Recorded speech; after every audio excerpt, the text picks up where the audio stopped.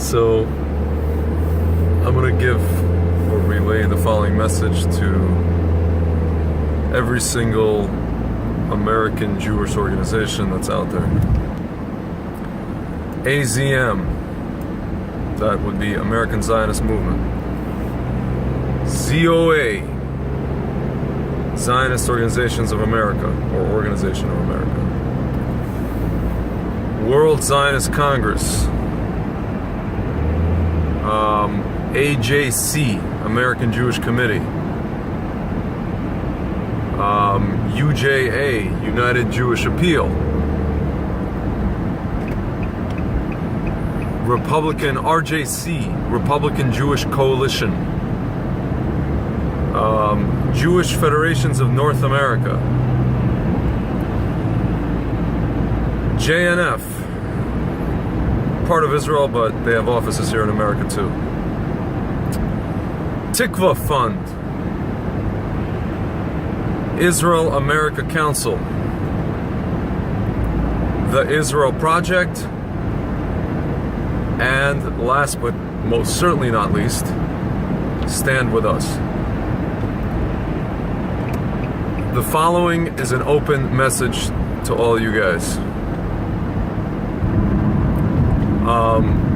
So, if I were to go to your websites or to your social media pages, I would find out about all the work that you do, all the great work, all of the Tikkun Olam, quote unquote.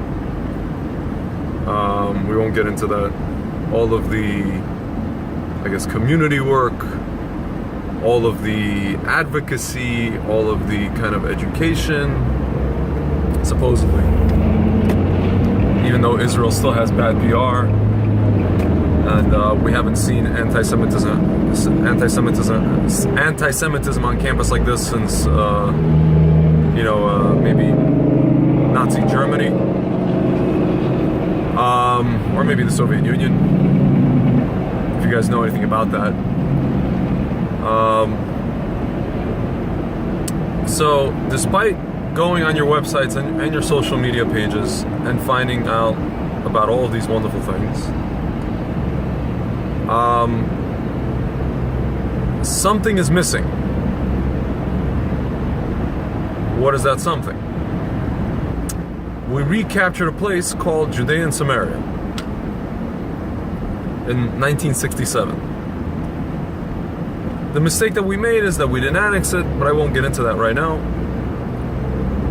And over the years, the international community, combined with people within our own nation, I will say people on the left-wing side in the United States, people on the left-wing side in Israel, have been systematically working to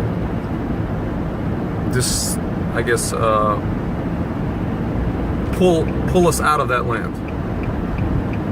And that land is actually the cradle of Jewish civilization. You cannot have the rest of Israel without it.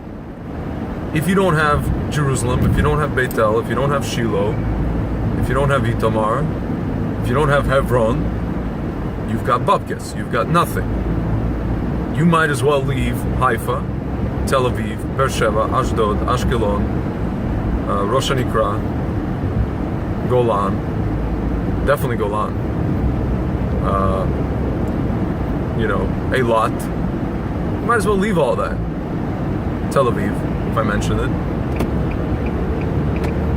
Because really, well, first of all, you strategically don't even have it because that area is a mountain. People don't realize that. They look at a map and they think, okay, let's just let that area go, give it to our enemies and they'll live there and they won't bother us. What people don't understand is that you cannot give high ground to your enemies. Aside from that, you're relinquishing any legitimacy you have to the entire land, because your whole premise of why you have that land comes from spiritual history. It it comes from the Torah. You can sit here and you can deny it. You can say, I don't even believe in the Torah. I don't believe that it's a divine book. I don't believe in Hashem. That's fine, but that still doesn't take away the fact that we came from there, historically speaking, like originally. Not like Spain, Poland, and Germany, and Morocco. We were exiled to those places, but we actually come from Judea and Samaria. That's why it's called Judea, Jews. So why am I telling you all of this, wonderful people of the Jewish organizations, of the Jewish world? There's a place called Amona. It's nestled in the heart of an area called Binyamin. The place Amona was actually started by a bunch of youth 20 years ago. And it was youth who lived in a place called Ofra. Ofra is like more or less a built-up town in that area. And these kids, they would climb the hills of the neighboring hills, and there was nothing really there. There were no homes, there were no Arabs, there was nothing. It was just like going up to the mountains and just like playing and frolicking and whatever. And these kids, they decided they need more space. They're a bunch of singles, some married people, some singles, young kids in their 20s, maybe even teenagers, army age kids. And they decided to start a place called Amona. Amona it's named Amona after the Ammonites. It's literally the home of Ammonites, or the place where the Ammonites dwell. So we had Amona. In the meanwhile, over those 20 years, the Israeli government decided to pull Jews out of their homes in two places. The first place is, as we know, Gush Katif. I could be mistaken. I think it was either in 2005 or 2006, yes, because we just had the 10-year anniversary. And then, right after that, was a place called Migron. 10 years ago, actually, the Israeli government actually tried to pull people out of Amona. They sent about 10,000 troops from all different, agencies in Israel. Some were border patrol, some were IDF, police, etc., etc., etc. Specially trained troops. And there's video footage of this, and the people resisting them were mostly young people, residents of Amona, and actually people who came from outside. People who came from Jerusalem, some people came from the center of the country, some people came from evacuees of Gush Katif. I personally know people who were like people who were evacuated from Gush Katif, which is like, in the south of Israel, and came to Amona either to live or their friends lived in Amona, and they came to resist this and peacefully resist this removal. And you can go on YouTube, type in Amona, and you can see how police basically beat these kids to a pulp. This is Jews beating Jews. So, I just want to tell you, organizations, just to give you some background, so there's an organization called Peace Now in Israel. I'm sure you've heard of them, and also B'Tselem. So what they do is they walk around and one of the things they do is to allocate who belongs or to whom does this land belong. So they try to find like Arabs who are owners of this land. The claim is that the Jews who came there built on Arab land, right? The problem is these owners are absentee. These people have left, long since left. You don't know who they are. You don't know where they are. Some of them can be alive, some of them can be dead.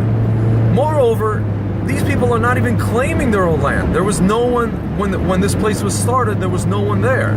No one was claiming it. There's no, it's like right now there's Arabs claiming a place called Susia, which is actually an ancient town near Hebron. And they're claiming the settlement, the Arab settlement of Susia. Fine, so now there's a dispute, and okay, fine, you can go to court. You have what to show. You have documents. You have people show up, and owners, and claims, and substantial, what have you. Here, you have nothing. You don't have anybody resisting. You don't have anybody claiming. You don't have anybody coming with papers. You just have an empty piece of land that hasn't been claimed in years, and kids came there and built homes, and it's just really at the point now where it's just a political ploy by the Israeli government. It's basically Jews versus Jews by the Israeli government and the left-wing factions in the Israeli government to basically get these kids, these people now, off that property. Who are these people? It's 40 families. It's not just young kids, hilltop youth. It's 40 families. It used to be more. Again, if you go back to that video where police, Jewish police, Israeli police are beating these kids to a pulp, you will see that it was more people. And some people had to leave, and some people actually stayed. Some people said, you know what, we're not leaving, we're going to rebuild. And they rebuilt, and they stayed. So, once again, Jewish organizations, you may be asking yourself, why am I telling you this? Because, you know, some of you claim to be pro-Israel, and I guess I would like to assume pro-indigeneity of Jews of the land of Israel. Some of you, you know, whenever Israel's attacked, you defend it on college campuses, you defend it on social media, you come up with clever campaigns. A lot of you give money to Israel. Listen, yeah, you do a lot of work. So, what's confusing to me is the fact that if I go on any of your pages and any of your websites, there is not one mention of the place called Amona. And there is not one mention of the fact that these 40 families on Hanukkah, December 25th, Hanukkah Day, the first day of Hanukkah, will be, God willing, pulled out of their homes, and that place will be, God forbid, dismantled. The Israeli government will come in and they will dismantle every house. They'll pull out every family. They don't know where they're going to go. They don't know where they're going to put them. For all the Israeli government's concerned, these people can go fly a kite. So my message to you, Jewish organizations of America, of all stripes, I don't understand why you choose to ignore your brothers and sisters who are in this kind of dire situation. Maybe you could explain it to me after watching this video, but I'm calling you out. And ultimately, you know, you can make an argument, you know, us pulling out of Gush Katif at that time could have brought, you know, peace. It could have brought us some kind of, you know, deal with the Arabs or whatever it is. Obviously, we know it's not true. You know, we got nothing but rockets after that from Hamas, and now we have like we just had like 3 or 4 wars with Hamas and Gaza, and it only created pure blunders for us. You could have argued at that time. Here, there's nothing to argue.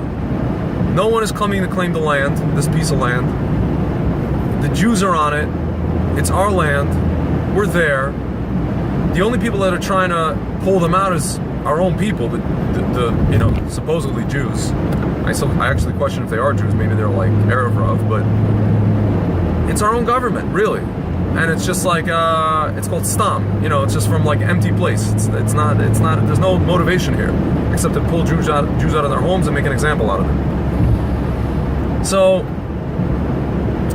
major American organizations, you have the money, you have the resources, you have the backing, you have the ability. It would be really nice, you know, in the spirit of Hanukkah, in the spirit of the holidays, to see something about the wonderful people Amona on your social media pages, and on your websites. Because I'll tell you, honestly,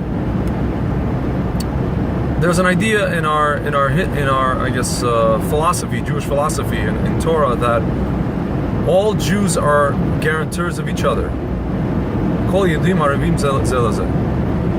So really, if something is happening to a Jew in Amona, or a Jew in Australia, or a Jew in the Soviet Union, you know, you guys came to the aid of Soviet Jews. You guys once had a wonderful, there was this movement in the 60s and 70s called Let My People Go.